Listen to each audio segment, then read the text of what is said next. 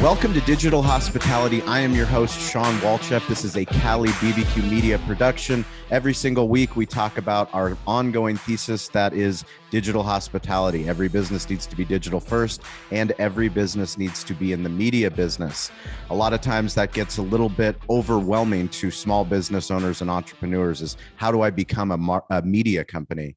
And the truth is, it starts with mindset. And part of our job on this podcast is to teach you all the things that not only we have learned as a small business, a barbecue restaurant that is now a media company, but the smartphone storytelling tactics and strategies that will help you become a better storyteller.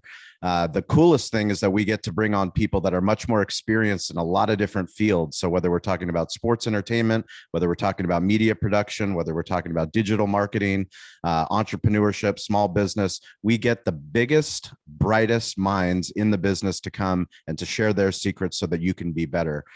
Today, we have the pleasure of bringing Amy Scruggs, the owner of Amy Scruggs Media. She is a media coach. She is an author. She is a TV host. She is a recording artist. She has a podcast. Her and I met through LinkedIn. Another reason why on this show, we talk about these digital playgrounds. It's so important to have a presence on these digital playgrounds because you have no ideas the opportunities that you can make through Clubhouse, through LinkedIn, through TikTok, through Instagram, through creating a mobile first website and creating content for that website. Amy and I met through LinkedIn, and now she's here to share all of her secrets on the show. Amy, welcome to the show.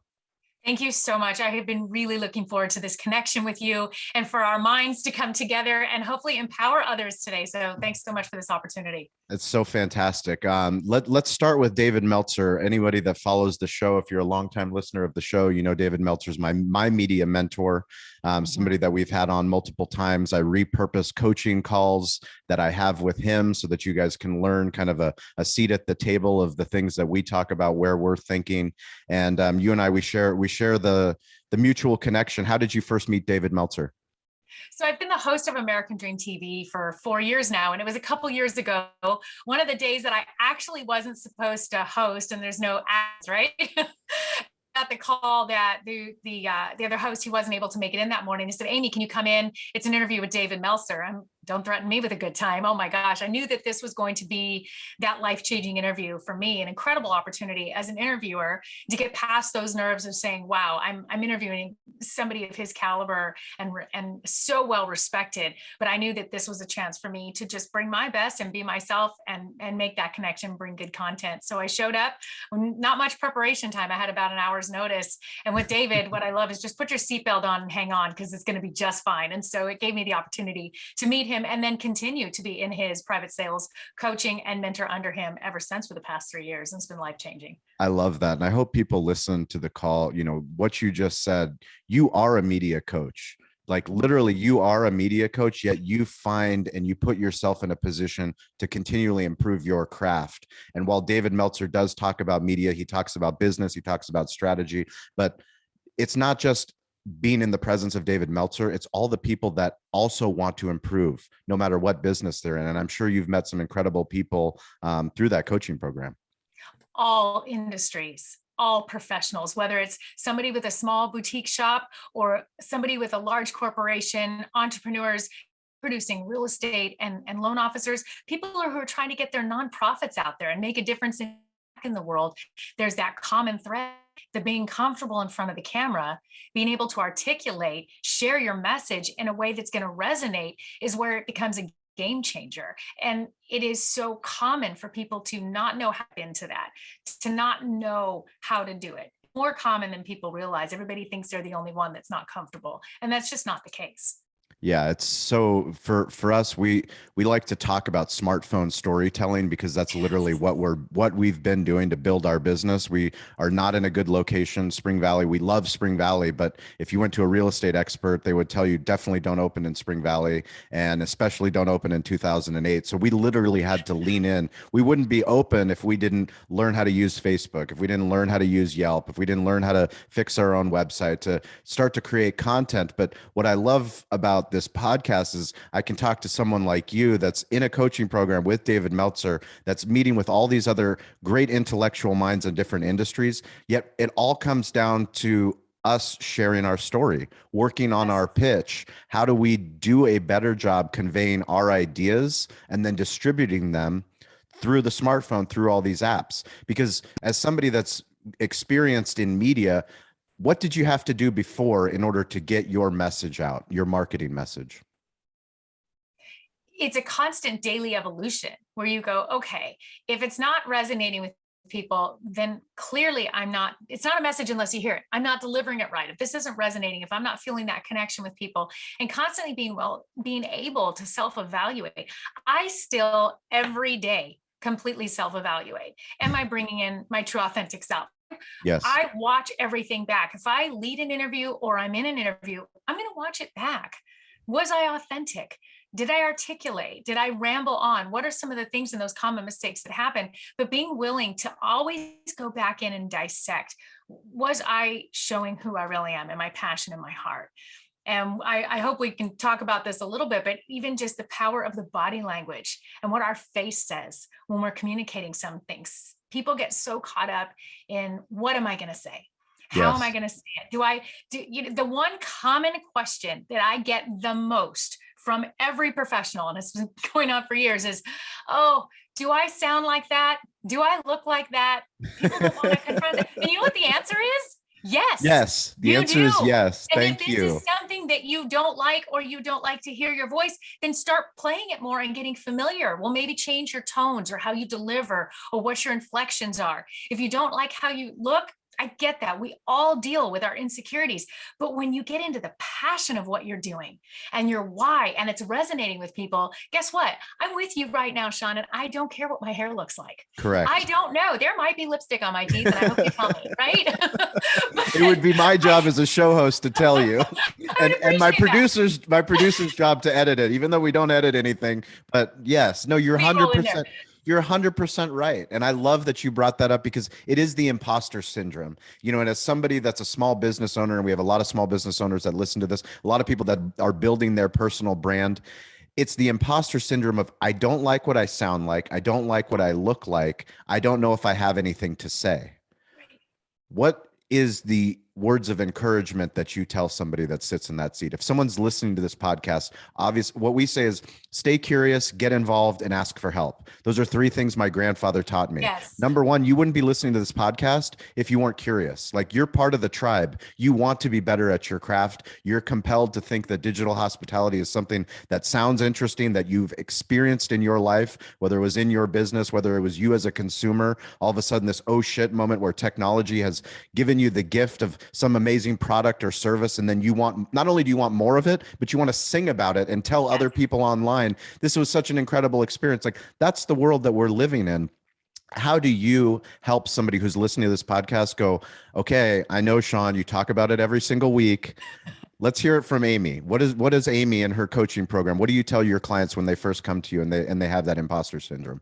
Well, first we come back to the basics, because anybody who's ready to start vamping up their digital marketing, their media, even doing the cell phone marketing at their business, if you're ready to start wanting to talk about your business, wanting to be on podcasts, wanting to get your name out there and the word out there about what you're passionate about, whatever that is, that means that you're passionate about it.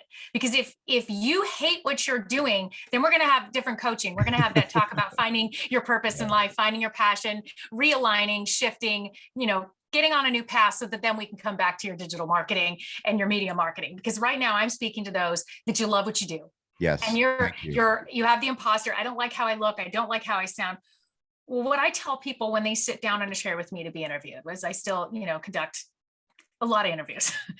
And they say, well, what do I say? Well, you eat, sleep, and breathe this, I hope. I hope what you're about to talk about is what you wake up excited about every day. You do this, not me. Correct. You're the expert. Yeah, you live it. You know your passion, you know your outreach, you know whatever that is. So let's hone in with that first. And the core of everything, when you go on to talk about something, you're usually going to hit, where have I been and what got me here? Why am I passionate about this? So I started here, went there, and that landed me here. Now we're going to talk about what here looks like. Yes. And then we're going to fast forward over to, what are you trying to achieve? What is your call to action? What are you trying to grow? What are you trying to build? What audience are you trying to reach? So you look at these three components, and all of a sudden your mind can take it in. And you're not thinking about, well, of course, I'm going to talk about how I got here, what I'm doing now and why I love it and where I'm trying to get. Because and as you know, David teaches us, you got to go ask for help.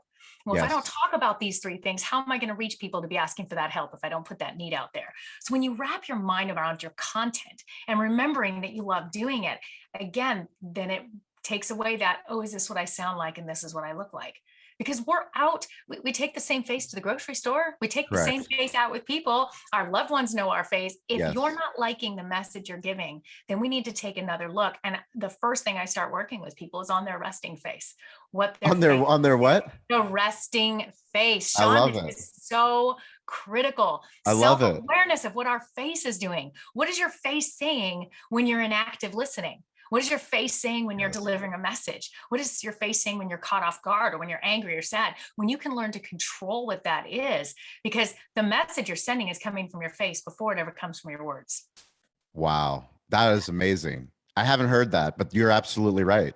I mean, when you talk about active listening, and I think that's part of the problem with when somebody starts thinking about being on camera. And when we think about being on camera, at least me, back to when I first got the media opportunities to go on local news, to go on Fox 5 or to go on CBS, I had huge imposter syndrome, like huge. I was like, I can't go on and talk about barbecue. They're going to ask me some technical question about barbecue that I can't answer because I'm not the pit master. I'm not the one that's putting ribs onto the smoker. But once I got over that and realized nobody was going to tell the Cali barbecue media story the way that I was going to tell it, no one was going to tell the story of why did we start this charity barbecue festival in our community so that we could give back. No one was going to share that story better than I could. Once I got over that, then I could work on improving. How do I not say like and and you know, Yes. and those The other filler words, words. but I had to just go and dive into the deep end, right?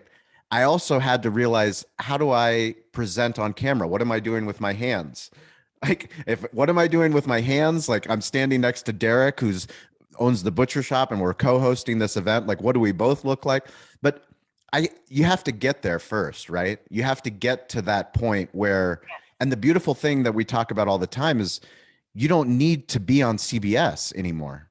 You No. don't need to be on a national TV show. Literally, these platforms are built to share your story. So how do you empower those of your coaching clients to start to use media? Because media is such a big loaded word. What is media? First, what is media? What did media mean when you first got into the business? And what does media mean now? It's interesting. When I first got in the business, media was, okay, these are my clients. At first were all just clients that were going to be on the TV show Yep. that I host with American Dream TV. So there was just, okay, you're going to be on a TV show, or we're preparing you for a large podcast. And even in the last 18 months, shifting to there are professionals that I help just to represent themselves correctly in a virtual meeting. Yes. Let's not even start with media and getting your message out there. Let's start with your Zooms where you're a Correct. hot mess. Yeah. Okay, don't get up and down when the camera's on. Don't eat in front of the camera. Look into the camera. Realize that people are watching you when you don't know you're being watched. I've seen incredible professionals making tragic mistakes Yes. in virtual meetings without just knowing a few, common things to remember and how to frame themselves. So we start there and realizing that even just getting their confidence in these Zoom meetings that we're all in all the time, well, guess what? Now those skills are going to transcend to their marketing. And everybody's got the camera in their hand now, and everybody's doing their cell phone video marketing. And one of the things that I like to encourage people that are uncomfortable is to stop worrying about, I have to go live. Everybody wants to click that live button, right? And then they're like, I'm here today to talk about, and what I'd really like to say is, yeah, so, well, that's a problem, because Yes. now everybody has just swiped. You've lost them. Yep. That's it. What if you record yourself first, take two, and toss one? Yes. Get in the habit of doing two quick ones. Okay, I liked this and I liked that. Make sure you like how you represent, and then post it. Does anybody really know that you posted it 30 seconds after you took it versus it was live? But guess what's happening? There's a confidence that's starting to be built. Then Yeah. you get that first success of, oh, I liked what I put up. Now you're going to like doing it again. So little things that you can do to adjust, almost putting the training wheels on of stepping into having our faces in front of a camera all day, which is what we do. You and I, our faces are in front of a camera all day. All the time. Now my interaction with human beings, I'm like, oh, there's people, there's humans. Oh my gosh, this is amazing. I'm back out into some, public events. This is incredible. But we really are getting used to living our life and promoting our passions, our business, our days, our families, everything that we're doing through these little devices. Yes. And the mistake is when you take too long to get to the message. Yes. You're not sure what you're about to say. And I have another point, if it's okay, Sean. Now, please. One of the tips I like to give people, if you picture, I love, because you're in food, you've got the restaurant, you serve a giant plate of food. Yes. Everybody thinks that they're going to go on that 30-second video or 1-minute video and they want to share the entire plate. And then they wonder why they don't have any more content for the rest of the week. Yes. Well, you shared the entire plate in one setting. How about if we just come on and talk about the potatoes? That's it. Just give me the potato today. Give us some nuggets. We don't have to just put everything out there in one quick video. We can break it down. And again, then the mind can go, oh, I can do that. You mean I'm only going to talk about this today? I'm at this open house, or I'm, at this amazing downtown event or this charity event that I'm at. Here's a great group I'd love you to support. Check it out. Go to this site. Goodbye. Yes. Then you can break it down. People get themselves overwhelmed thinking that being on camera, being in an interview or a podcast like this, or even if you have the opportunity to share your business on television, like you and I have both been able to do, that it's this massive thing that I'm going to have to say so much that it's going to be bigger than the thesis I did in college. Correct. No. I love how you broke it down. You knew you could share the story of your business better than anybody. That's it. Yes.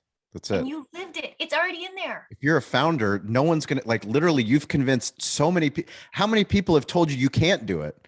And you've literally proven that you can do it. And you've opened the doors and you've gotten into business. Tell that story. Nobody else can tell it.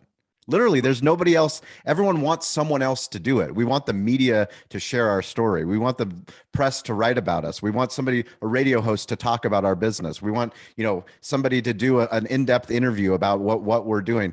Ultimately, nobody's going to be able to do that better than you. And then there's never been a better opportunity now to distribute what you're doing and learn the skill of doing it.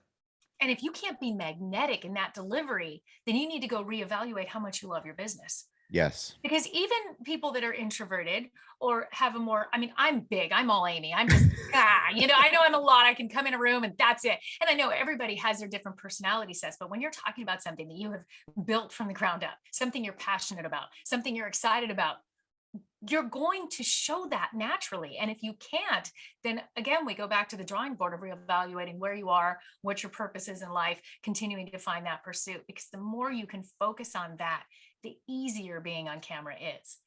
That's amazing. It is. Are you on TikTok? I'm not, and only not yet. I have 3 grown sons and a senior in high school daughter, and I've promised. I've been basically TikTok and Snapchat banned. There's like a really? category I'm not allowed to be in order, because they've had a lot of Amy, a lot of mom their entire life. They've had a lot of Amy. With me as a recording artist, everything in their life has been, there's Amy. Yes. So I have made a commitment to stay off of certain platforms out of respect for my 4 children that have had a little bit too much of me. Fair enough. That's fair enough. The only reason I bring up TikTok is because it was a great example that you gave with the full plate and just the potatoes. Because we just started doing a 3 TikTok 33 challenge that we started ourselves because we wanted to be better on that platform. Yes. Kyle and Sarah, who is a restaurant consultant, he was producing all this great restaurant owner content, The Truth. And the reason why I love TikToks is such a short form video. And back to one idea, let's talk about the potatoes. Let's talk about the ribs. Let's talk about the salad. But when you think about media, when I think about creating a YouTube show, that's a much bigger pillar production. But once you start to think about what can I do on Instagram Reels and what can I do on TikTok, you get one idea. And you have to hook them quickly with that one idea, and you've got to create compelling content. It's the same reason that you guys, when you're trained to put on a national TV show, you have certain things that are going to draw the viewer in before you go to break, and certain things that you're going to come to right after you come from break. Do you remember the first time that you were on camera? I do. I remember my first big TV interview, and it was in Phoenix, Arizona in 2008 for the 4th of July show that I was opening for Clint Black. Really? You were opening for Clint Black? Yes, I've had the privilege as a recording artist to open for a lot of the majors in country music. That is amazing. And so Clint Black was that was my first national stage. Wow. And so it was also what my a first stage. national morning stage. It was a good one. Were you nervous? No. I've been You were exactly where you're supposed to be. Since I was 3 years old, I said I was going to do that, because it's been a passion and ingrained in me that when you get handed that moment, then that you've dreamed of, that you visualized your entire life, and it happens, nerves, why would I bog myself down with nerves, except for just the overwhelming gratefulness that this opportunity just happened and the doors that it's opened. And it did open doors. I went on to open for Trace Adkins and, Fair Church, Charlie Daniels, a lot of the majors. And then I was a spokesperson for the American veterans for 3 years for the state of California. It was that first show that opened up that door for that credibility to make that happen. So do I worry about, okay, is everything going to go right? Nothing ever goes right. A guitar string breaks, lights go out, a monsoon hit right before the Clint Black show. Of course it did. Things are always going to go wrong, but we adapt. But when you get handed beautiful opportunities, and for everybody now with digital marketing the way that it is, with media being at our fingertips, this is an opportunity. And I say this, when I first started performing and touring in 2007 and 2008, Facebook was newer. Instagram didn't exist. YouTube was where you went to watch some funny pet videos. My cell phone did not have a camera in it that I could upload to an app and put it out there. I had to do it old school of literally shaking hands, kissing babies, being on every radio morning show that morning, hoping the newspaper wrote about me. And I had to do it that way. I can't even imagine if I had had what's in my hands now when I was touring then. Right. It would have been off the hooks. I had to do it old school. I'm like, I can't even imagine if I had these tools. And here we have professionals that have them now as they're launching their businesses. And I just want to say, do you understand what you had? When I started in the business industry in 2001, I was doing it with a flip phone, and a wired earpiece. There were ways we had to do business before what we have now that is a privilege. And if we see it as a privilege and a joy and an incredible opportunity that no one in the world has ever seen before, that should start taking some of those nerves down, don't you think? I love it. No, I couldn't agree with you more. I love the fact that you talk about exactly that. It's the ability now for somebody that's in legacy media, somebody that's in TV, literally they can build their own personal brand outside of who they are on television, outside of who they are on radio, outside of who they are as a newspaper reporter. Literally now, if you embrace the platforms and you start to use the internet's easy. It's audio, it's video, it's written word, and it's images, and it's all stories. So if you can tell your story on any of those platforms, then you can start to produce content for this smartphone, and you can start to get different opportunities. One of the things that when we first started our restaurant, I was always jealous of the restaurant owner that always got interviewed. It was like, isn't that always this? Why do they always go to that restaurant for the interview? And then now literally we've become that person where I'm tired of seeing myself on TV. And when people ask me, how did you do it? You do it by literally being bad at it. Like you have to be willing to be bad in order to be good. So for me, were you ever bad? And how did you get better? Oh, yes. I watched that first interview. Let's go back to that first interview. So you're opening for Clint Black, right? I'm opening for Clint Black. I'm doing the morning show, Arizona TV. And I watch it now and go, why would I wear beige? That's my worst color. What were you thinking? I mean, I was washed out. Like there was no contrast between my face and what I was wearing. I was comfortable. You could see I was comfortable. But for me now, I cringe and go, okay, why didn't I phrase this way? Why wasn't I more active listening with the host? I mean, I might have missed some cues that I've learned how to evolve, but I can look back at it and go, okay, it is what it is. And yes, I will put it out there. And sometimes it's embarrassing, but that's how I grew. That's how I learned, so that the next time I didn't want to do that. Let's not make that mistake next time. Radio interviews. And I would always listen to them back. A big mistake that people make is not going back and watching their own footage. I don't care if it's just your cell phone footage at home, capturing your kids and you're in the video, or if it's your major marketing that you're doing for your business. People will put it out there and not look back. I had an opportunity when I put my book together, I had an opportunity to interview Coach John Robinson, and he's from here in San Diego. And he was the Wow. famous coach that led USC to their championships for years, the LA Rams. And now he's the head coach advisor for LSU. He's in his 80s, and he just brought the team to its championship in 2019. So I interviewed Coach and I said, Coach, why is it so important that players watch the tape? Why do they watch the tape? And he said, Amy, he said, we teach the game from the tape. The players aren't even allowed onto the field until they learn it from the tape. Yep. Watching the tape creates champions. And it's no different in our business. When we go back and watch ourselves, be willing to evaluate, ask somebody else to help, get a coach, and get a coach if you need to, anyone that specializes, to say, if I really want to hit this goal and I'm passionate about what I'm doing, why would I leave this category unattended and put it in the closet? And I just don't want to look at it. We have to look at it. Or your message isn't going to be received. You're not going to be that person on TV or on your social media. Why is everybody swiping? Why doesn't anybody engage? Well, because you had 25 filler words before you got to the first sentence.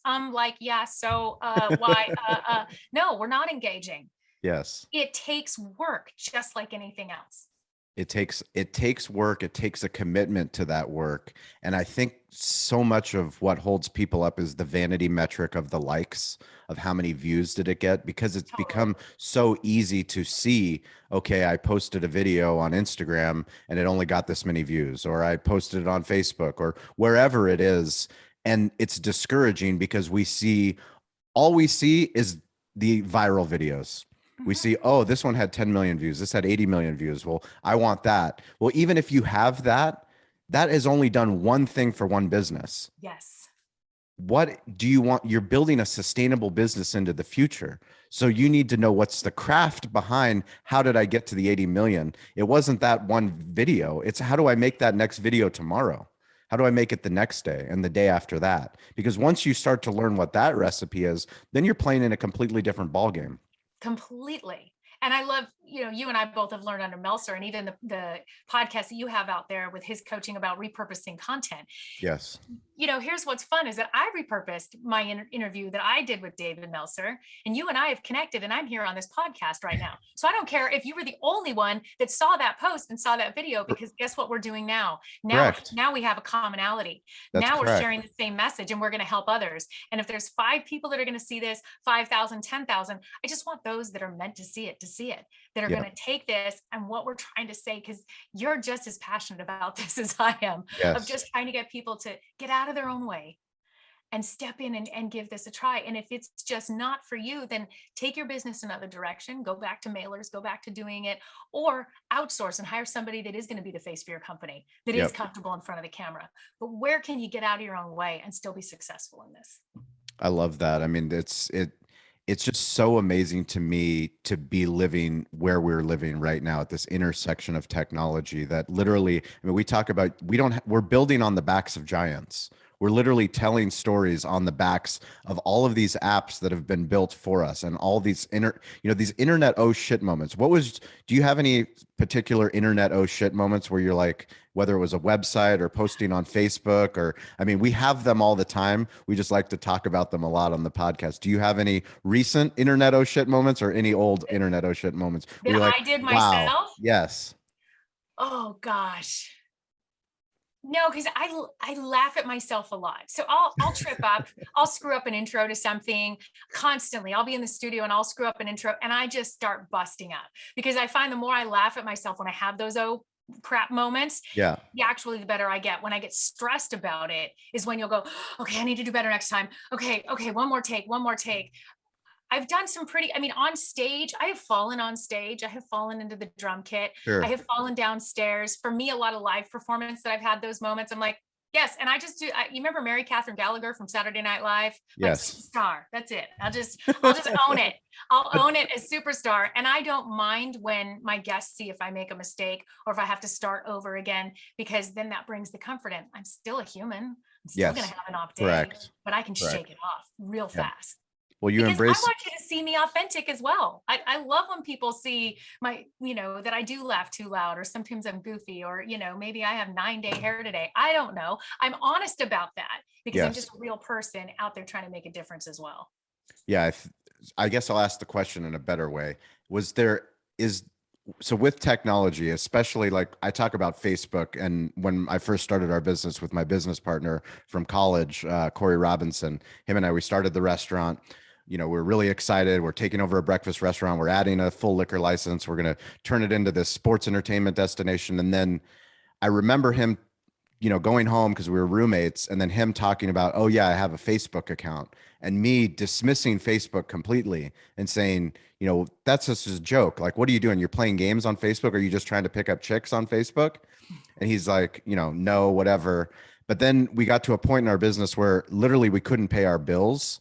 And I saw that Facebook had a ability to claim a Facebook page to start to tell people for free that our business was open. Like, do you have any of those where you said, no chance I'm going to be on TikTok or Snapchat, but then all of a sudden you're like, okay, I'm going to bring the kids together. Like, I know I made a promise, but TikTok is blowing up. This is what I do. I'm going to start singing on TikTok, and you guys are just going to have to deal with it. I think for me, it comes to Instagram was the first one that my kids were like, no, mom, don't be on Instagram. So I stayed in my they're like, Facebook is for you old people. And then I stayed off of Instagram, and then I slipped into the Instagram world. Now they've gotten used to it. They're used to being Instagram now. And so it's okay. But still, that was a delicate battle. And I remember a few years ago when I'm like, what's this Snapchat thing? And it was one of my sons, I won't say which one here, but he was like, no, because I don't want you to my see playground. me on Snapchat. I don't want you to see what I'm doing on Snapchat. They don't want me to know. Yeah, they don't want me to know. I'm like, then maybe you shouldn't be doing it. Maybe you shouldn't be doing it. And I remember saying, no, I wasn't going to do the Facebook ads. They went ads and putting the money into digital marketing. That I remember at the time, like, no, I'm not going to do that. And I really thought that just maybe, manipulating with the algorithms on my personal page was going to do the trick. And clearly found out, okay, that's not happening. It's time that I get informed on this, get educated, and get empowered in this space. And so for me, it's constantly having to be willing to shift. Where you're right, where am I being stubborn and saying, no, I'm never going to do that. I'm not going to be on there. And where do I need to keep taking a look, getting advice from people like you and other professionals that I am in line with to say, okay, what's working for you? Where are you seeing that visibility? And I've already put out a flare warning to the high schooler that TikTok may be in the future here. Just be prepared. I'm looking at it. Especially with what I do, I think it's important. It's literally what you do will help other TikTokers with their content, because literally everything that you're talking about, all of your expertise will help make better TikTok videos. Well, if I can get an endorsement video from you that I can play for those four, 100%. And say, look, this is what my colleagues are saying it's time to do, and I need you to stop holding me back in this category, or you can, I won't follow you, I promise. Well, I mean, Meltzer talks about it all the time. He's like, as a 54-year-old businessman, white businessman, he was getting made fun of by all of the professionals in his circle that he was making videos, that he was posting them on Instagram. Who do you think you are? You think you're some influencer? And now all those same people are coming with their companies saying, how do you create media content for our corporation, for our business, for our nonprofit? Because literally that's the playground that we're talking about. I mean, I was on a call with Greg Rempe, who hosts the Barbecue Central show, just before we started this recording. And I was telling him about, when I started working with Meltzer, which was in January of 2020. So January before the pandemic, I think he had about 60,000 Instagram followers. He's over 500,000 Instagram followers. And that's because he's willing to put content out there to test. He has an incredible team that's willing to test, but it's like, don't wait. Like, we can't wait. If you're listening to this podcast, you can't wait for 2 years to go, okay, Sean was talking about a 3 TikTok 33 challenge. Like, I started that 2 years ago. Like, do it now. Like, I'm not a TikTok expert, but I'm willing to make stupid videos, repurpose old content, create new content, and test.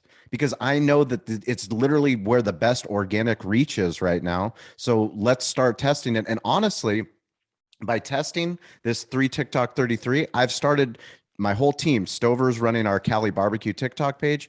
Literally, he's starting to use content in ways that we have never done before. And we're a barbecue media company. But it's literally by running these little tests. Is there anything that you do that disrupts kind of like any kind of challenges that you put yourself on that disrupts your way of thinking to help you grow or scale? I think for me, it's the repurposing content as well.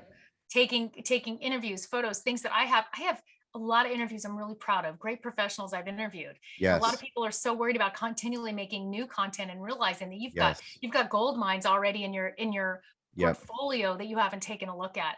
So going back and reevaluating, saying, where can I post? I did an interview a couple years ago with a World War II veteran that survived Normandy. You better Wow. believe I repurpose that all the Absolutely. time. I don't want that just to be out there once. I don't want to Correct. inspire and motivate people and remember to say thank you and honor and remember that time all the time. So repurposing the content for me really makes a difference, because then I can be in my creative zone of thinking ahead of new content I want to do. What does I want to do next month? What interviews do I want? Who do I want to meet? Maybe I need to just take some downtime and be in that creative space. I still have plenty of content I can repurpose.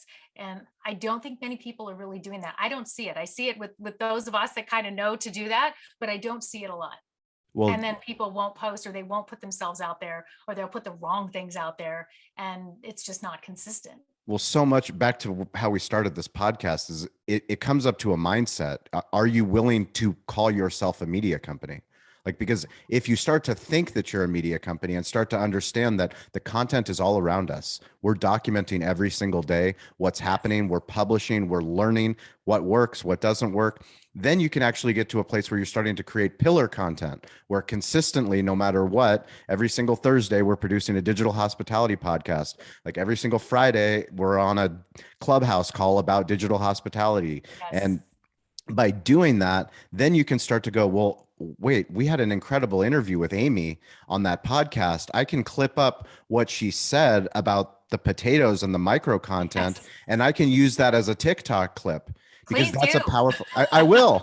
Literally, we will. Like literally our team, that's exactly what Stover and Toby, what our team is built to do is to repurpose the great pillar content that we're doing, because it's, you never know when the message is going to resonate. You never know when something somebody says, when something that David Meltzer says, or whether it's Tim Ferriss or Gary Vaynerchuk or Ariana Huffington. These are all people that I listen to their Yes. podcasts. I watch their content because they inspire me. Like they inspire me. They're playing a game at a much higher level, a much more sophisticated level. And I love the things that they're doing. Does that mean I agree with everything? No. But you better believe there's some pieces of content. There's something that somebody said one time that I'm like, It oh, resonates. you can be a media company. Well, sure enough, CaliBarbecue.media. We are a media company. And Yes. not only that, but we want to empower other people to know that they too are one. I was working with a team. I have a couple teams I work with out of state. And one of them in particular was saying, well, how do we do this? And I said, you have to look at it as being the digital mayor of your community. Yes. This team happened to be a group of real estate professionals. And I said, you want to go out? I said, are you stopping at the dry cleaner on the way home? Do you go to the same coffee shop to get your coffee? Are you picking up your kids at the school and you're part of the PTA? What a beautiful opportunity to turn your camera on and Yeah. say thank you to those people. I'd love you to meet my favorite barista here at this shop. I'm here every morning. Bring your presence to shine what they're doing as well. Make yourself known in the community so that people see that you care about what business they have. And then you're going to start to make those connections. I loved it when I saw one of them take a selfie and their produce guy at the grocery store that they just love. This produce guy always greets everybody. They took a picture with him and gave him a shout Yes. out. So everybody could see Yes. to say, make sure you say hi to this guy when you come in. He serves everyone all day. And this was the beginning of COVID, when we want to thank those workers that were out there still doing that for us. What a great, beautiful way. You can come up with ways that don't have to be so big and so scary, but in the things that we're already doing every day that can make you that digital mayor of your community. I love that. I mean, that's it. It's everything that we talk about on the show. It's the things that we're passionate about. It's just understanding that once you go into selfie mode, and you don't even have to go into selfie mode. Like so many people are so terrified of what they look like, what they sound like how we've talked about. That's a different conversation. That's back to, talking about, are you passionate about your business? Because if you're passionate Right. about your business, then we can work with you. If you're, if you're working on your mental health, you're working on your physical health, those are separate. But if you're ready to do it and you're ready to go into selfie mode, it's understanding that there's opportunities for storytelling everywhere, right? Yes. There's opportunities for storytelling. There's opportunities. One of the biggest unlocks for me was personal Facebook versus business Facebook. Understanding that there's people that know me in real life who have known me my whole life, and whether it was in school or whether it was professional relationships, They follow me on my personal Facebook page. And then we have our business Facebook page. Yes. Once I started not discriminating, understand I am who I am. I'm Sean, the owner of Cali Barbecue Media. And now I'm a dad, and now I'm a husband. I am all of these things. And I don't, like, this work-life balance, understanding it's one life for me. One life. It's one life. It's one life. And the camera's on, the camera's off. Do I share everything? No, but I share a lot of things that most business owners wouldn't do. But I do it because it makes me excited to go back to work, right? Exactly. Exactly. I am the product of my business. Yes. As a speaker, as a coach, as a recording artist, the things that I do, the product is me. And Yep. if I'm not transparent in both of those things, always with discretion, but if I'm putting it on my business page, I'm going to want it on my personal. And if I have it on my personal and I shouldn't put it on my business, then I shouldn't have put it on my personal either. Correct. Because there Thank needs you. to be that Thank you. discretion in there that is respectful to all of those, my friends Thank and my you. family, the private parties I go to. I don't need to take pictures and post because I'm here as just Amy. I'm here as your friend. I'm here to support you. I don't need to post a Correct. picture unless there's a reason to.